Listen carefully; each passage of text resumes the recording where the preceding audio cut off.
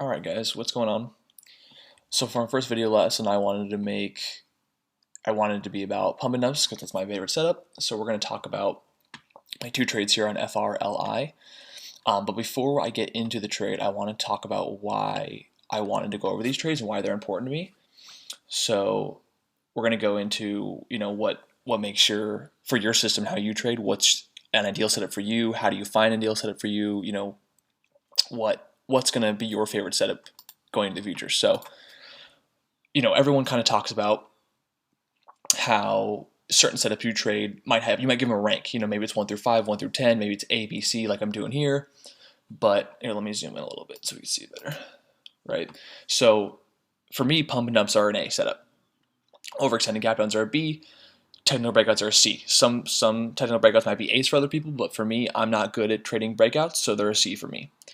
But that alone isn't enough, right? You want to look at more details into every setup because certain details are going to make setups become better or even give yourself a better grade. So perfect example, I'm giving pump and dumps an overall rating of an A rank, right? But if I see that they have conforming or confirming price action, right? If it looks just like any other pump and dump I've ever traded, that's a plus, right? If I can find that the promotion is actually being paid for, right? There's actually people behind the promotion paying for it, that's another plus.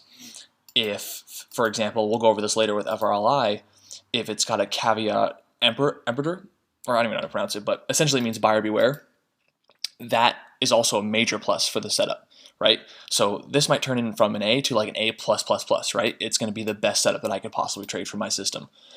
Overextended gap downs, right? If you have heavy resistance, if there's dilution, if there's a morning spike that's going to give you a good entry to like shorten to strength, right? All these are going to be good for it, and this might even turn into an A, right? Technical breakouts, I'm not that good at them, right? But if there's a clear breakout level, if there's a news and catalyst to bring in good volume, if there's nice consolidation prior to the breakout, all of a sudden this might be a C, but with all these things going for it, I might think it's worth the play for, right? So that being said, we're going to go over the details of FRLI and why I took so much size to make such a nice profit of, two $2,700 trades to make $5,400. So, all right, let's go into it. So here is FRLI. I actually noticed it way back here in the beginning of 2019. This right here is a little bit of a pumpish looking move. And so I shorted a little bit. I think I made like 600 bucks. I eventually covered because the price action didn't keep confirming for me that it was a pump, right? At some point I became realizing like this isn't for me. I don't know if this is a pump anymore. I'm getting out. Now, come in April and May, all of a sudden you see this huge burst of volume, right? Like no meaningful news, no volume, and all of a sudden hits late April into May, big volume, right? And then you see this price action slowly, like there's red candles, but it's slowly grinding up day after day. And so for some people who haven't seen a pump and dump before, you might not know this is pump action, right? But the more pumps you see, the better experience you're going to have. For example, BSPK. This was a pump and dump years ago, or about a year and a half ago, right? You go here, boom, look at this. Look at this action. All of a sudden, big volume, red candles, but slowly grinding, right? Me seeing FRLI like this immediately reminded me of BSPK. Another one, OLMM. This one, go back, I think 2 years as well. Boom. It's actually got promoted twice, here and here. But yeah, this also reminded me of it. A little more green candles, but again, just slow grinding, right? So when I saw this, I immediately, so that's number one. That's right here. Boom, confirming price action. We got that down. Okay, it's got that going for it. Next, I want to find a confirm paid promotion. For a while, I couldn't find anything. All I knew was that it had the volume, it had the chart. So I did take a small starter shorting it. But I was willing to add more size if I could find, who's actually behind this, who's promoting it. So I was fortunate enough that Michael Good, the legend himself, posted this landing page about the pump. And so what's funny, you notice it says June 1st. That's the day I'm making this video. But this landing page has been up for probably a week or two now. So they're trying to trick people who see this landing page into that it was written the day they saw it, when that is not the case. So we're going to go through this article a little bit. So it's intro, little video there. Boom, right here. Gives you ticker FRLI. oh my gosh, they're blowing smoke up all your guys' asses. Or any sucker who wants to believe this. Oh, they're gonna grow, to $200,000 in revenue. Keep going, keep going. Nice little charts. Oh, they're gonna do something with your DNA. Keep going. The ticker is everywhere, right? They want you to know that that's the ticker. They're gonna work with 23andMe and Ancestry.com, but none of this matters really. Really, you don't even have to look at any of this. This doesn't mean anything. Keep going, keep going. Oh, of course, they're gonna include Jeff Bezos in this one. Keep going. None of this matters. Here we go. You want to go to the very end. The disclaimer. The disclaimer is all that matters. You're going to skim through it. Right here. This is a paid advertisement intended solely for information, educational purposes, which is total bullshit. Keep going. Right here. Total budget of approximately $2,183,616 to cover the costs of associating with creating, printing, and distributing this advertisement. Right there. Okay. They don't care where the stock goes, where it's in the future. They're just being paid millions of dollars to promote this stock. Boom, right there. Next one, another plus, confirmed paid promotion. Okay, so that's what gave me conviction. Let's go here. So I remember shorting a little bit more.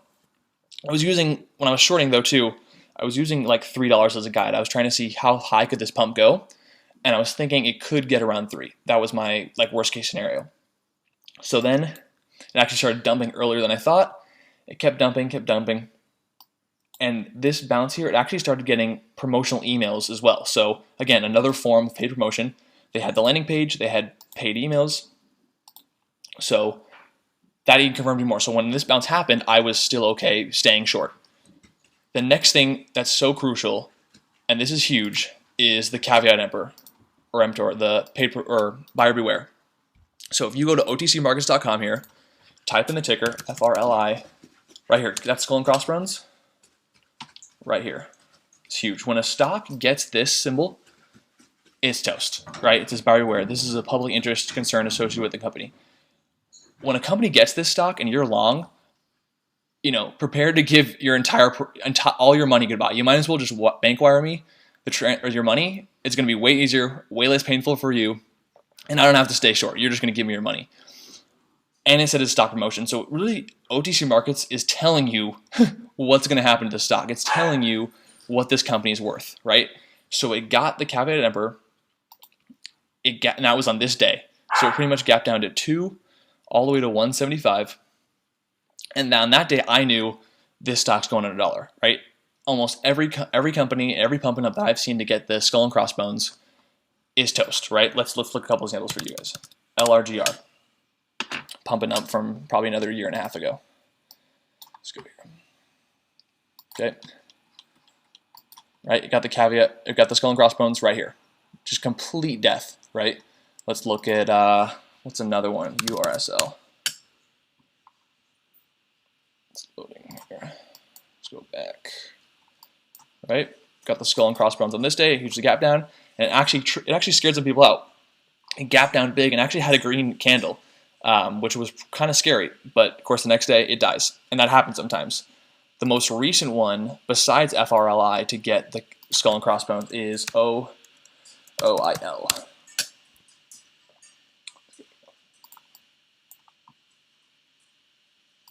Right, huge gap down, didn't dump right away, and then dump the next day. Huge loss, 90% off its highs, right? So I knew this going into this pump. When it got the skull and crossbones, I wanted to add more, and that's why I have 2 trades. I have this one from Interactive Brokers, and then once it got the skull and crossbones, I then looked for short at Cobra. So I shorted with Cobra on, I think, this day. I couldn't find shares on the day it got the actual skull and crossbones, but this day I added short in, and I was willing to hold. My goal for both brokers was to short and hold under $1. And so yeah, after I now have all 3 what I'm looking for, that's why I was willing to add with Cobra, because I'm thinking this setup couldn't get any better for me, right? This has everything I'm looking for, and so that's when you add size. And the reason why want to go over this is because sometimes in a slow market, knowing what setups are ideal for you is absolutely crucial, right? And I actually did some stats to show you guys. So in March, April, and May, there was a pump each month. There was NHAL in March, OOIL in April, and FRLI in May. The profits I made with these 3 pumps made the majority of my profits for the entire month. NAGL was 40%, and both OIL and FRLI were about 70%. Now, that's not what I necessarily want, right? You'd like to think, most of my profits are pretty even through the month. I'm not like depending on one big play. But when the market's slow and you have an ideal setup that like presents itself, you need to know that that's your ideal setup, and you need to know what you're looking for so you can, take advantage of it, right? I don't have to worry necessarily so much about how much money I'm going to make when I see such an ideal setup as these pump and dumps, and I'm able to size in, and that profit pretty much makes my entire month. Like having a profit that makes up this much percentage of your month is huge. And I wouldn't be able to do that if I didn't know what were the small details about a setup that I look for, right? Which is these right here. And so I'm short. I got everything going for it. I added, and all I had to do was wait, right? There's the price action. We can go to the intraday here. Right? There's a lot of bounces. There's a lot of spikes. There's this little squeeze right here, kind of scared me out a little bit, but I didn't cover any, which was good. But the point is, I had conviction, right? Like I said, this pump and dump had all the indicators I was looking for. So all I needed was patience. I needed to wait. I needed just to sit back and relax. And of course, over, about 2 to 3 weeks, it went from a pump and it dumped, right? And then earlier this week, it went below $1, and I covered the rest in like the 80s and 90s. And that's that. So hopefully this helps. If you guys have any questions, let me know. If you guys have any maybe videos you want me to make in the future, also let me know. Happy to help you guys.